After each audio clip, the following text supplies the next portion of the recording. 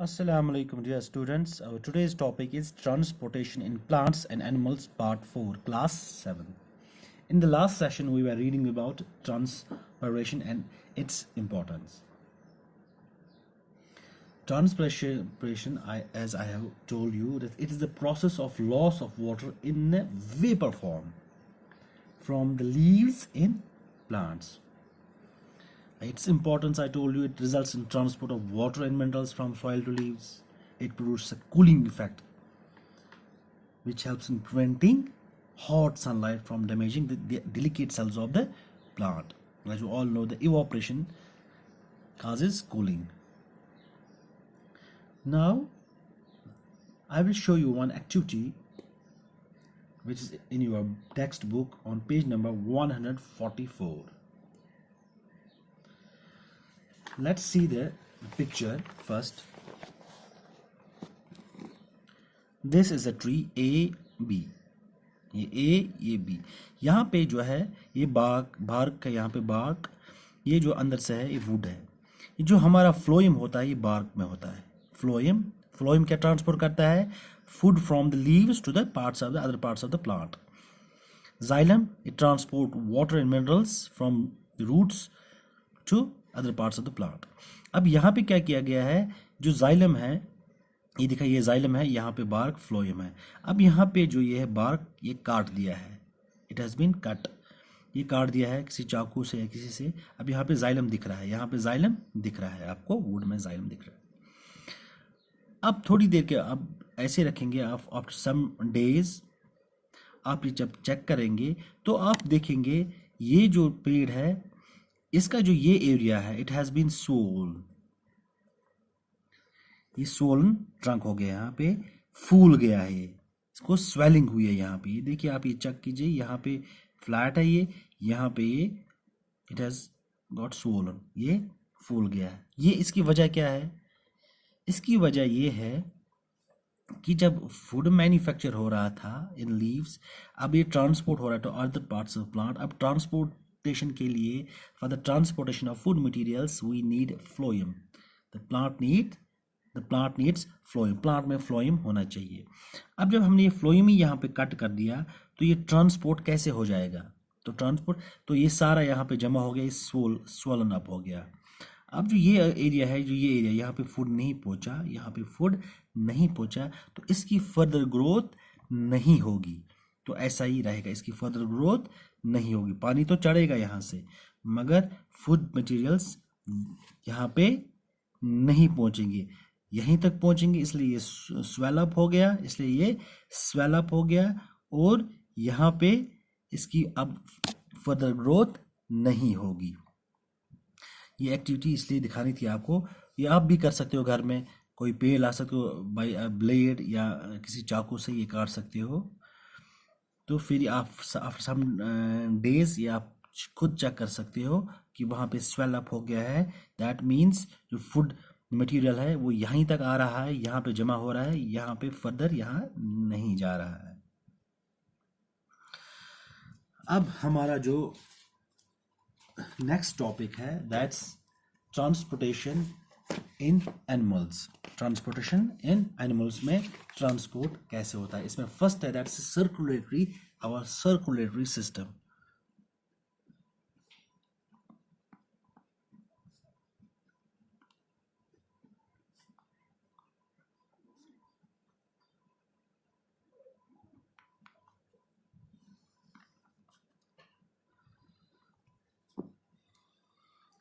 अब इस circulatory system क्या है? It's actually a transport system.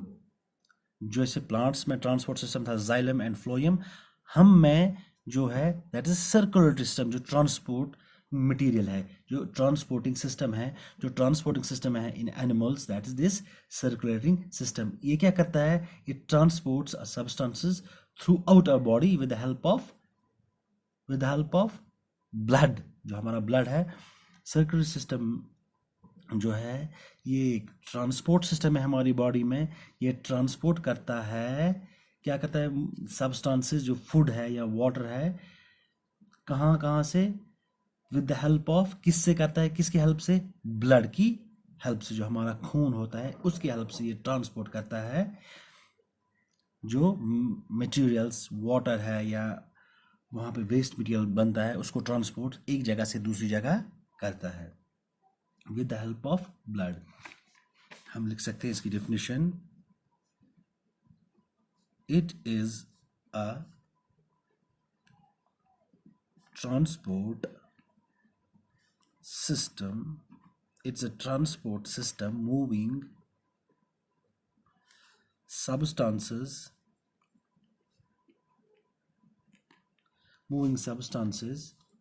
throughout our body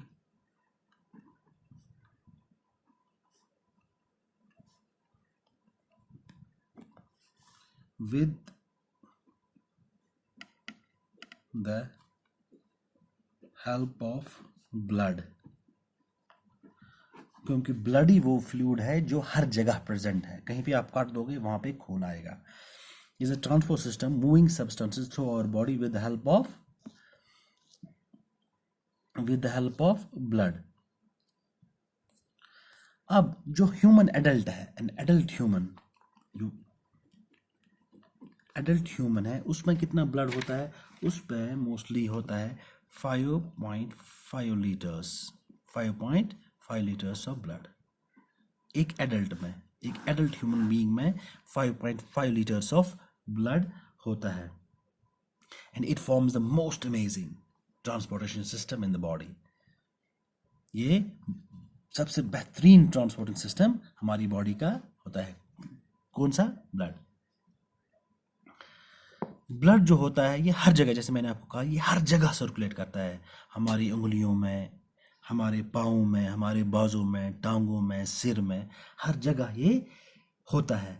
इसी वजह से ये जो फूड है ये इसको ट्रांसपोर्ट करता है। तो हमारी एक एक cell, as you all know that we are made up of millions of cells, और हर एक सेल को पानी और खाना चाहिए जिंदा रहने के लिए।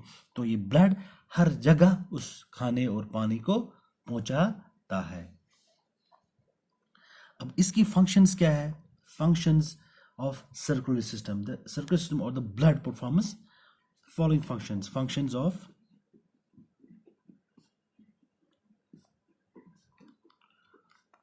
सर्कुलेटरी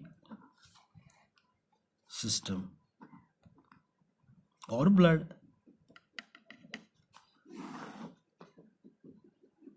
अब इसकी क्या फंक्शंस हैं? द मोस्ट इंपॉर्टेंट फंक्शन जो इसकी है, इट ट्रांसपोर्ट्स, क्या करता है? इट ट्रांसपोर्ट्स फूड, एक तो फूड एंड, और क्या हमें जीने के लिए चाहिए? Food, water and oxygen. कहां कहां पहुंचाता है फूड एंड ऑक्सीजन को? टू ईच बॉडी सेल,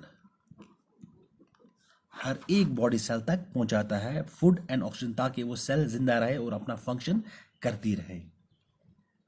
दूसरा,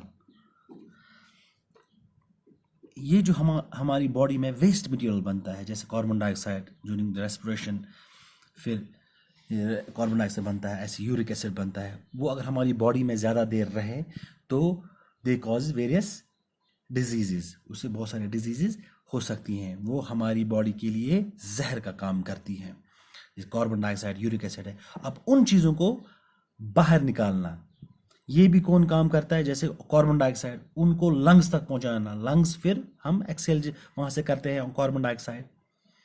ऐसे यूरिक एसिड को किडनी तक पहुंचाना, फिर हम यूरिन के साथ वो बाहर निकालते हैं। वो काम कौन करता है? वो काम भी हमारा सर्कुलेटरी सिस्टम करता है। अब it carries waste products to organs. कौन कौन सा? अपने अपने ऑर्गन्स के, जैसे कार्बन डाइऑक्साइड को कहाँ ले जाएगा? लंग्स, लाइक लंग्स, ऐसे kidneys and intestine. Large intestine से क्या निकलता है? जो हमारा स्टूल होता है वहां से फिर एनस के थ्रू बाहर निकलता है। ये काम भी कौन करता है? ये भी हमारा सर्कुलेटरी सिस्टम करता है। और तीसरा काम, अगर हमें खुदा ना खास्ता कोई डिजीज हो, कोई बीमारी हो, तो ये क्या काम करता है, उसमें एंटीबॉडीज प्रोड्यूस होती हैं ब्लड में, तो ये उन जर्म्स को जो हमारी बॉडी में अटैक करेंगे, उन जर्म्स को डिस्ट्रॉय करता है, मारता है। इट प्रोटेक्ट्स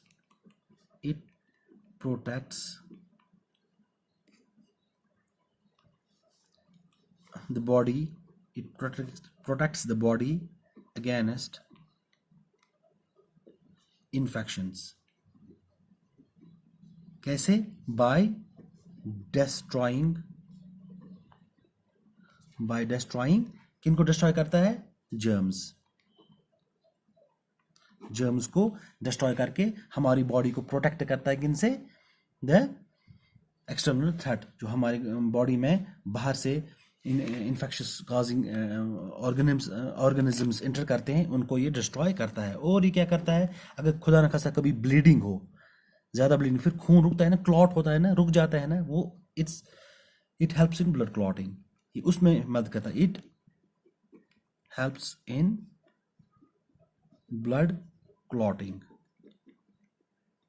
और जो हमारा बॉडी टेम्परेचर, इसको रेगुलेट करता है। हमारा नॉर्मल बॉडी टेम्परेचर है ह्यूमंस का 37 डिग्रीज और 98.6 फ़ारेनहाइट, उसको रेगुलेट करता है, उसको ना ज़्यादा बढ़ने देता है ना कम होने देता है। कौन? यही करता है हमारा सर्कुलेटरी सिस्टम। इट